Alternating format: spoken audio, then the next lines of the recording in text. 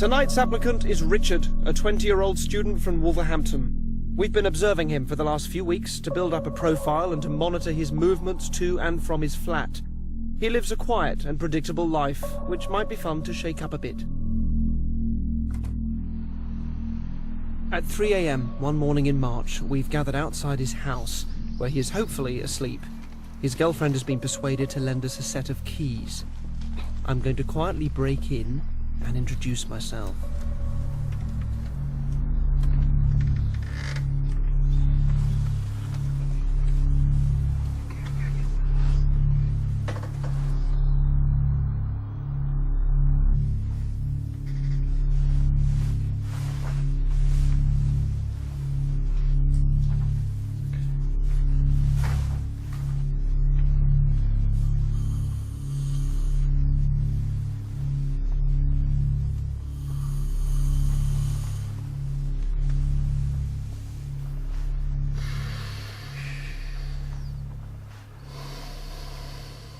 It's okay, Richard.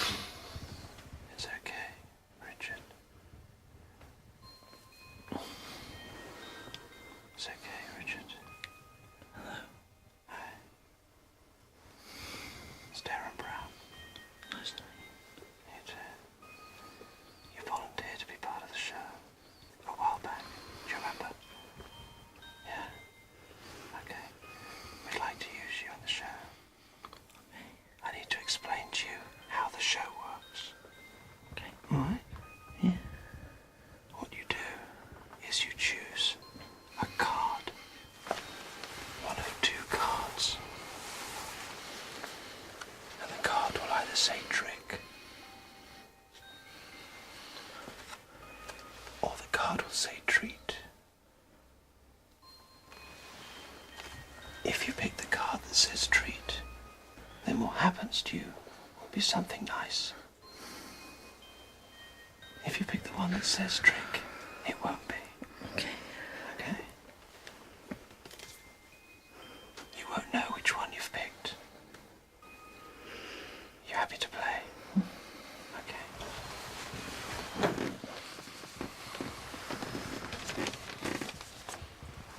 Choose one of the two cards, Richard.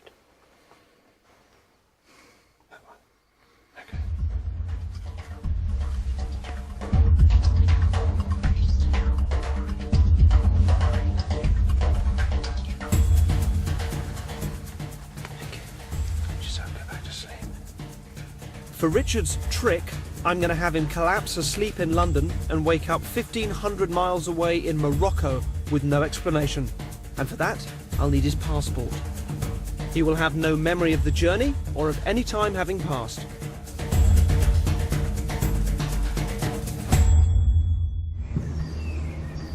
He's catching an early train to Waterloo, and we know he needs to get some passport photos urgently, so we're hoping he'll take the bait and step into the fake photo booth that we've set up.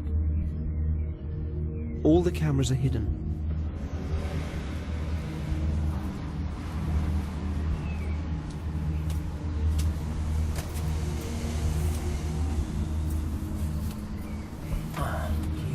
One coin at a time, no joking. Richard, sit comfortably. This is Derren. Just allowing your eyes to close. Really relax. I'm going to come and give you a hand. Just allowing your eyes to close. I'm going to come and give you a hand. Just allowing your eyes to close.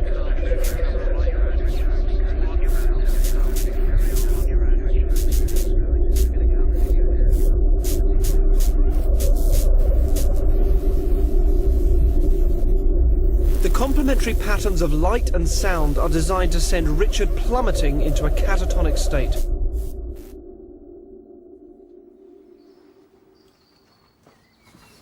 Okay, let's get the van, let's get in there.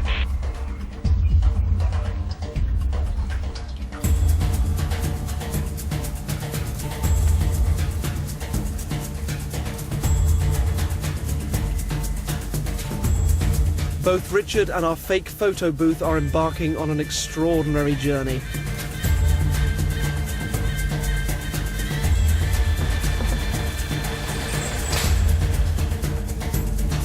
Now, I don't know how long he will remain asleep for, but for the first half hour or so I talk gently to him to keep him in this state.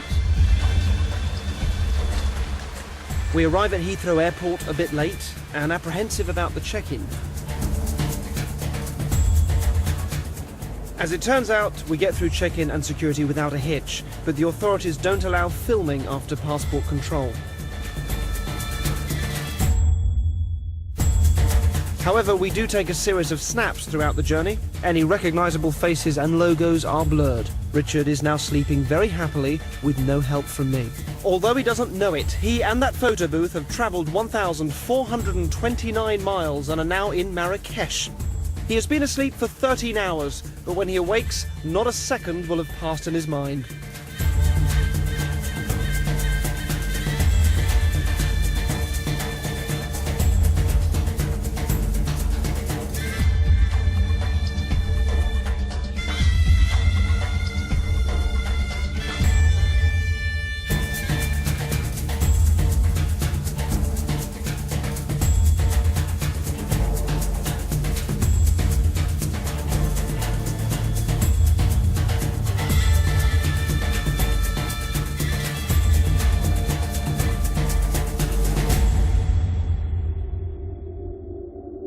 Whilst he was asleep, an anonymous envelope containing his passport, his return flight details and some money were placed in his pocket. After a long and bizarre journey, which for him has simply never happened, Richard is about to receive his wake-up call. All cameras are very well hidden.